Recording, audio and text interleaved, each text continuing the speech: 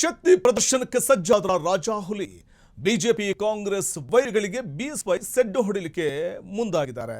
ಸಿದ್ದರಾಮಯ್ಯ ಅವರಂತೆ ಶಕ್ತಿ ಪ್ರದರ್ಶನಕ್ಕೆ ಸಜ್ಜಾಗ್ತಾ ಇದ್ದಾರೆ. ಬಿಎಸ್ ಯಡಿಯೂರಪ್ಪ ಸಿದ್ದರಾಮೋತ್ಸವ ಮಾದರಿಯಲ್ಲಿ ಸಮಾವೇಶವನ್ನು ನಡೆಸಲಿಕ್ಕೆ ಮುಂದಾಗಿದ್ದು, ಸಿದ್ದರಾಮಯ್ಯ ದಾವಣಗೆರೆಯಲ್ಲಿ ಶಕ್ತಿ ಪ್ರದರ್ಶನಕ್ಕೆ ಮುಂದಾದರೆ ಚಿತ್ರದುರ್ಗದಲ್ಲಿ ಬಲ ಪ್ರದರ್ಶನಕ್ಕೆ ಬಿಎಸ್ ಯಡಿಯೂರಪ್ಪನವರು ಸಜ್ಜಾಗಿದ್ದಾರೆ. ಸಿದ್ದರಾಮೋತ್ಸವ ಮಾದರಿಯಲ್ಲೇ ಸಮಾವೇಶ ನಡೆಸಲಿಕ್ಕೆ ಮುಂದಾಗಿರುವಂಥದ್ದು. ಸಿದ್ದರಾಮಯ್ಯ ದಾವಣಗೆರೆಯಲ್ಲಿ ಶಕ್ತಿ ಪ್ರದರ್ಶನ ಮಾಡಿದ್ರೆ ಚಿತ್ರದುರ್ಗದಲ್ಲಿ ಬಲ ಪ್ರದರ್ಶನಕ್ಕೆ ಯಡಿಯೂರಪ್ಪನವರು ಸಜ್ಜಾಗ್ತಾ ಇದ್ದಾರೆ.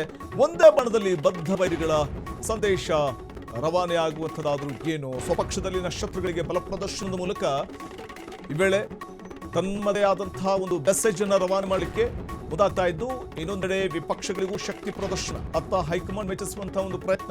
ಇನ್ನು ರಾಜಾಹುಲಿ ರಣತಂತ್ರಕ್ಕೆ ಬೈರಿಗಳಂತೂ ಫುಲ್ ಸ್ತಬ್ಧವಾಗಿದ್ದಾರೆ.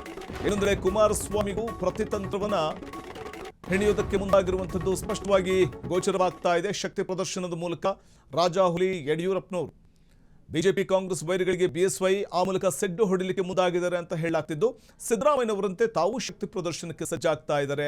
ಯಡಿಯೂರಪ್ಪನವರು ಸಿದ್ದರಾಮೋತ್ಸವ ಮಾದರಿಯ ಸಮಾವೇಶವನ್ನ ಮಾಡಲಿಕ್ಕೆ ಮುಂದಾಗಿದ್ದು, ಅವರ ಹುಟ್ಟುಹಬ್ಬವನ್ನ ಅಥವಾ 50 ವರ್ಷಗಳ ಸುದೀರ್ಘ ರಾಜಕಾರಣ ಏನಿದೆ, ರಾಜಕಾರಣವನ್ನ ಸಂಭ್ರಮದ ಒಂದು ಸಮಾವೇಶವಾಗಿ ಮಾಡುವುದಕ್ಕೆ ಅಭಿಮಾನೋತ್ಸವವನ್ನ ಮಾಡಲಿಕ್ಕೆ ಸಜ್ಜಾಗಿರುವಂಥದ್ದು. ಕೋಟೆ ನಾಡಿನಲ್ಲಿ ತನ್ನದೇ ಆದಂತಹ ಒಂದು ಪ್ರತಿತಂತ್ರ ರೂಪಿಸಲಿಕ್ಕೆ ಬಿವೈ ವಿಜೇಂದ್ರ ಕೂಡ ಮುಂದಾಗಿದ್ದಾರೆ.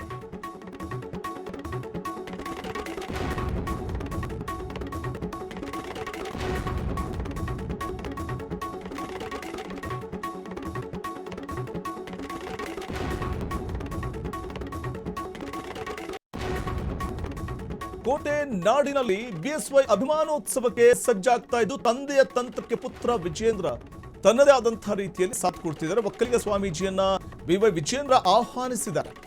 ಶ್ರೀ ನಿರ್ಮಲಾನಂದನಾಥ ಸ್ವಾಮೀಜಿಯನ್ನ ಭೇಟಿಯಾಗಿ ಆಹ್ವಾನವನ್ನ ಮಾಡ್ತಾ ಇದ್ದಾರೆ.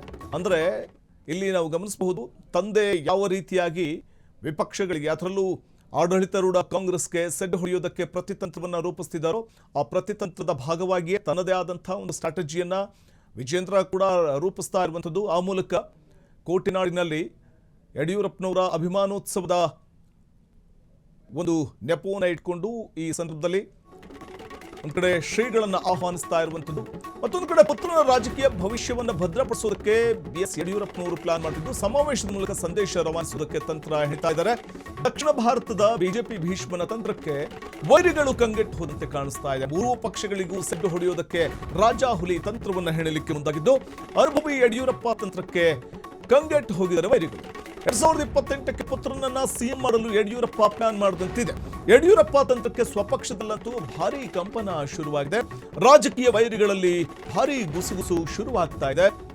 ಎಷ್ಟರ ಮಟ್ಟಿಗೆ ವರ್ಕೌಟ್ ಆಗುತ್ತೆ ರಾಜಾಹುಲಿಯ ಈ ತಂತ್ರಗಾರಿಕೆ?